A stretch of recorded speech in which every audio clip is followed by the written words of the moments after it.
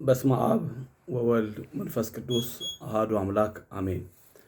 በተወደደ በጌታችን በመድኃኒታችን በኢየሱስ ክርስቶስ ሰላም ለሁላችሁ ይሁን እያልኩኝ የአብ ጸጋ የወልድ ፍቅር የመንፈስ ቅዱስ ኅብረት ከሁላችን ጋር ይሁን። የተወደዳችሁ ምዕመናን እንግዲህ ከምንሰማውና ከምናዳምጠው እንደ ሃይማኖተኛ ብቻ ሳይሆን እንደ ሰው ልጅ ሆነን ስናስበው በኢትዮጵያ ኦርቶዶክስ ቤተክርስቲያን ላይ የደረሰው ግፍ እጅግ ልብን የሚነካ ከሰውአዊ ሕሊናና ከሰውአዊ አስተሳሰብ የወጣ እንስሳዊ ተግባሮች እየተደረገ መሆኑ ሁላችን ግልጽ ነው። ምንም ደግሞ የማያዳግም የሆነ የኃጢአትም ክምችት እንደሆነ እናገራለን። መጽሐፍ ቅዱስ እንደው ጥቅስ ለመጥቀስም ብቻ ሳይሆን እነዚህ በጎች ምን አደረጉ የሚል ትልቅ ኃይለ ቃል እናገኛለን። ምናልባት በዚህ በሁለተኛ ሳሙኤል ምዕራፍ 24 ቁጥር 17ን ስታዩት ይህንን ቃል ቅዱስ ዳዊት የልቡን ስብራት መግለጫ የተናገረው ታላቅ የሐዘንና የቁጭት ነው። ምክንያቱም እንደምታስታውሱት መቅሰፍቱ በሕዝቡ ላይ በወረደና ንጹሐንን ያለ በደላቸው በሞት በተቀጡ ጊዜ ያለ ኃጢአታቸው በተንገላቱ ጊዜ ነቢዩ ዳዊት ልበ አምላክ ዳዊት ወደ እግዚአብሔር እየጮኸ እነሆ እኔ በድያለሁ፣ እኔም ክፉ አድርጌያለሁ፣ እነዚህ በጎች ግን ምን አደረኩ ይላል። ይሄ ንግግር በጣም ልብ የሚሰብር ነው። ሰው ያለ በደሉ ያለ ኃጢአቱ ምንም የማያውቁትን አዛውንቶች እየተገፉ እንደ በሬ ሲታረዱ ማየት ሰው የሆነ ፍጡር ሁሉ የማይሰማው ከሆነ ከሰዋዊ ባህሪ የወጣ ነው ማለት ነው። ስለዚህ መጽሐፍ በምን አይነት ጉዳይ ነው ልበ አምላክ ዳዊት ይህን የተናገረው ስንል እንግዲህ የንጹሐን ያለ በደላቸው ያለ ኃጢአታቸው በመስዋዕትነት በታላቅ በደል ሳይሆን በታላቅ ኃጢአት በሰዎች ክፋት ይሄ በደል ሲደርስባቸው ስናይ አዎ ዳዊት የተማጸነው ቃል ነው። ምናልባት ይህንን በአዲስ ኪዳን ስናየው በአዲስ ኪዳን ጲላጦስ አይሁድ ካህናትና ሹማምንቶች ታስታውሱ እንደሆነ ጌታችን መድኃኒታችን ኢየሱስ ክርስቶስን በቅንዓት ምንም ሳያደርጋቸው በምቀኝነት ተሞልተው በሐሰት ከሰው እየጎተቱት ወደ አደባባይ ባመጡት ጊዜ ጲላጦስ በሕሊናው አስቦ በአይምሮ መርምሮ በአይኑ ፊት የቆመውን ታላቁ እውነትን መካር ስላልቻለ በፊቱ ያለው እውነት ነው፣ እውነትን ደግሞ መካር ስላልቻለ ጲላጦስ ከሳሾቹን እንደዚህ አላቸው፣ ይሄ ሰው ምን ብላችሁ ትከሱታላችሁ? ዛሬስ እነዚህ ኦርቶዶክሳውያን ምን አርገውንስ ነው? ምንስ በድለው ነው? ቅዳሴ ስላስቀደሱ፣ ድንግል ማርያምን ስለጠሩ፣ ቅዱሳንን ስለጠሩ ስለዚህ ነው ሲል ጠየቃቸው። እነሱ ግን ክስ የሚሆን በደል ስላልነበረባቸው እንዲያው ተነስቶ የሚከሰስ ክስ አለ፣ ያንን ነው። ይሄ ክፉ አድራጊ ባይሆንም ወደ አንተ አሳልፈን አናመጣውም ነበር በሚል ባዶ ጮኸ። ዛሬም ቤተክርስቲያኒቷን እየወነጀሏት ቤተክርስቲያኒቷን በክፉ ሐሳብ እየመዘኗት ያሉ ሰዎች የዚህ አይነት ምልከታ ያለባቸው ነው። ንጽሕት የሆነችውን ቅድስት የሆነችውን ቤተክርስቲያን እንደ ስጋዊ ሐሳብ እያዩ ብዙዎች እየተጎዱ ነው። ቤተክርስቲያን የሲኦል ደጆች እንደማይችሏት እናውቃለን። ግን መጽሐፋችን እንደተናገረው እውነት መርምረው ቢያጡበት ክርስቶስ ላይ በታላቅ ድፍረት ሆነው ብዙ ነገር ሲናገሩ፣ ጲላጦስ ግን አንድ ነገር ተናግሯል። እኔ ከዚህ ጻድቅ ሰው ደም ንጹሕ ነኝ፣ እናንተ ግን ተጠንቀቁ አላቸው። ዛሬም ንጹሐን በሆኑት ምንም በደል በሌለባቸው ሕፃናት፣ አዛውንትና አማኞቹ ላይ የሚደርሰው በደል መጽሐፍ ቅዱስ በማቴዎስ ወንጌል ምዕራፍ 27 ቁጥር 24 ላይ ያስቀመጠው ነው።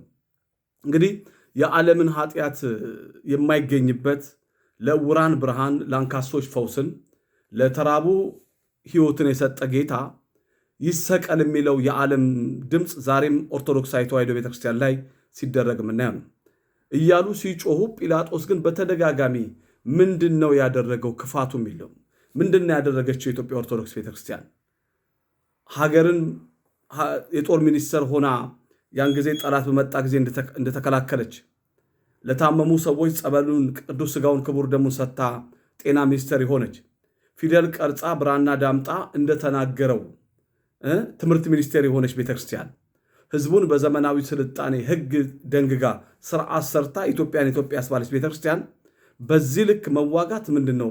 አይደንቲቲ ክራይስ ነው ወገኖቼ። ምንድን ነው በደሉ ብሎ ሲጠይቃቸው፣ አዎ እነሱ ግን ያሉት በተደጋጋሚ ምንም በደል ስላላገኙበት ይሰቀል።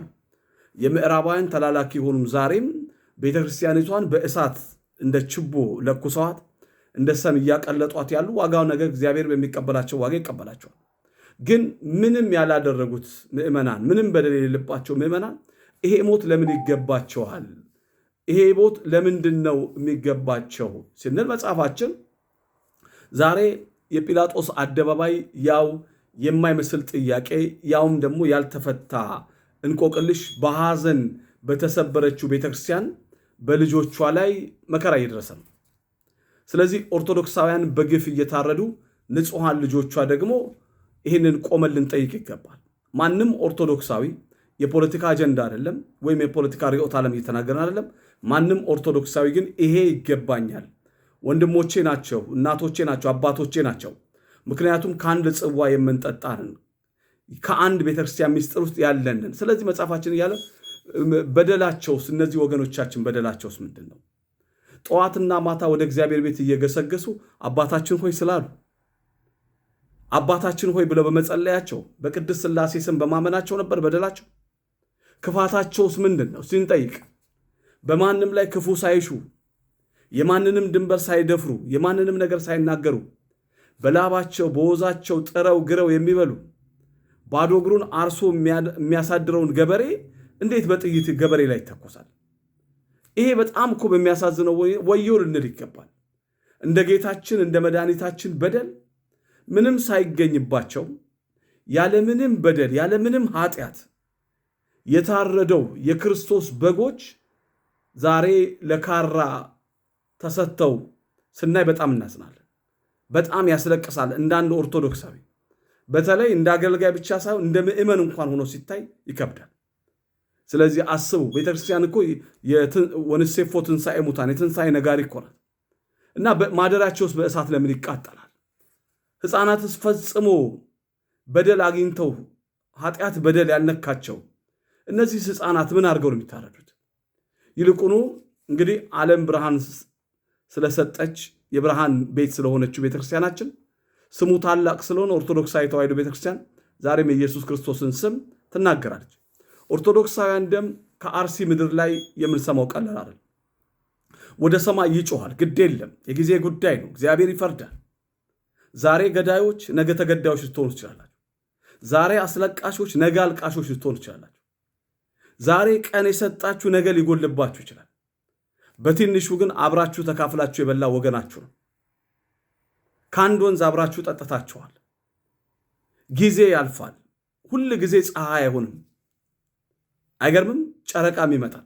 ጨረቃና ፀሐይ ተከባብረው ነው። አንዱ አንዱን አክብሮ ነው ቻለ የምትኖረው። የማንም ሞት ለዚያች ምድር አያስፈልጋትም።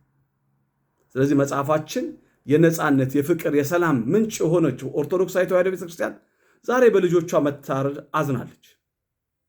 ጥቁር አስለብሳችኋታል፣ ልጆቿም አልቀሰዋል። እግዚአብሔር የፍርድ አምላክ ነው። ጥቁር ገዳዩ ላይ የፍርድ አምላክ ይፈርዳል። ጥቁር ለብሳ በሐዘን ትቀመጣለች እቺ ቤተክርስቲያን። የልብስ ጥቁር ብቻ አይደለም፣ አዎ እስከ መቼ አትፈርድም እያለች ትጮኻለች። እግዚአብሔር ደግሞ ሲማታ ሲቀጣ ከየት እንደሆነ አይታወቅም። የያዛችሁት ሁሉ ባዶ ይሆናል። የጨበጣችሁት መሳሪያ አያድናችሁም። ስለዚህ የንጹሐን ደም ምንጊዜም አይረሳም። የወገኔ ደም ምንጊዜም አይረሳም። በጲላጦስ ፊት የቆመውና በደል ሳይገኝበት የተሰቀለው ጌታ ዛሬም ያለምንም በደል በአርሲ ለታረዱት ልጆቹ እውነተኛው ፈራጅ በቅርብ ጊዜ መልስ ይኖረዋል። አቤቱ እስከ መቼ ድረስ አትፈርድም? ደማችንስ በምድር ላይ በሚኖሩት ላይ እስከ መቼ አትቀበልም? ራዕየ ዮሐንስ ምዕራፍ 6 ቁጥር 10። በመግደል ጽድቅ የለም። አሕዛብ በመግደል ጽድቅ የለም። እግዚአብሔር ሰላምና ፍቅርን ለሀገራችን ይላክልን። ለገዳዮች ልቦና ይስጣቸው።